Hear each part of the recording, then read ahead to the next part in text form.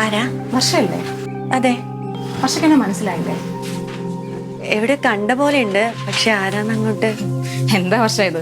ഇല്ലാത്ത സമയം ഉണ്ടാക്കി തന്നെ കാണാൻ ഓടി പിടിച്ചു വന്നിട്ട് ഇപ്പൊ തന്നെ എന്നെ അറിയത്തില്ലെന്നൊക്കെ പറഞ്ഞാൽ വലിയ കഷ്ടമല്ലേ? എന്റെ കൂടെ കോളേജിൽ പഠിച്ചതാണോ? കമോൺ വർഷ, എന്നെ അറിയില്ലെങ്കിലും എൻ്റെ ഹസ്ബൻഡിനെ മറക്കാൻ വഴിയില്ല. ഞാൻ ഗിരിയുടെ വൈഫാണ് ആശ.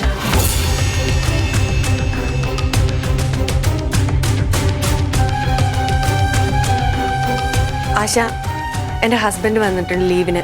ഇപ്പൊ പോ, നമുക്ക് പിന്നീട് സംസാരിക്കാം. ഓ, നിനക്ക് ഹസ്ബൻഡ് ഒക്കെ ഉണ്ടോ? അയാൾക്കറിയോ നിന്റെ ഈ ലീലാവിലാസങ്ങളൊക്കെ? ആശ പ്ലീസ്, ഇപ്പൊ പോവാനല്ലേ പറഞ്ഞത്. ആശ പ്ലീസ്.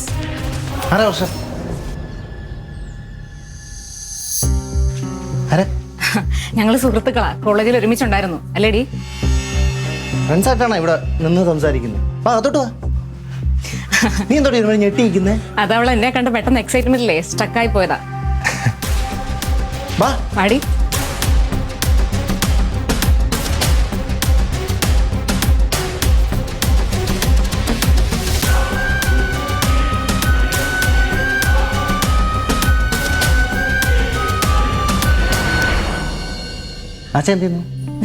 ഞാനിവിടെ ഒരു ഓൺലൈൻ ക്ലോത്തിങ് ആക്സസറീസിന്റെ ഒക്കെ ഒരു ബിസിനസ് നടത്തുക. ഇപ്പൊ ഈയിടെയായിട്ടാ തുടങ്ങിയത്.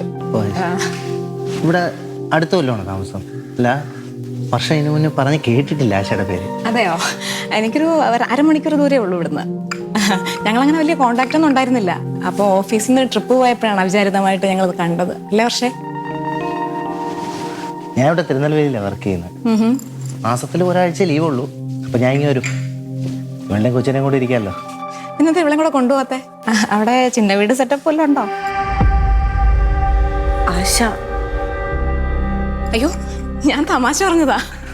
പേരെന്താന്ന് പറഞ്ഞേ? ശരത്. ആ, ശരത്തെ. ശരത്ത് ഇവിടെ ഇല്ലെങ്കിലും വർഷം ഇവിടെ നന്നായി എൻജോയ് ചെയ്യുന്നുണ്ട് കേട്ടോ. ട്രിപ്പൊക്കെ പോയി അടിച്ച് പൊളിച്ച്. ട്രിപ്പോ?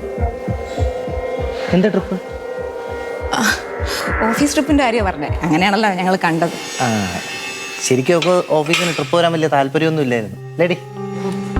അതെ അതെ, അതുകൊണ്ട് ആ ട്രിപ്പ് ഒട്ടും എൻജോയ് ചെയ്തതും ഇല്ല. അല്ലേ വർഷേ?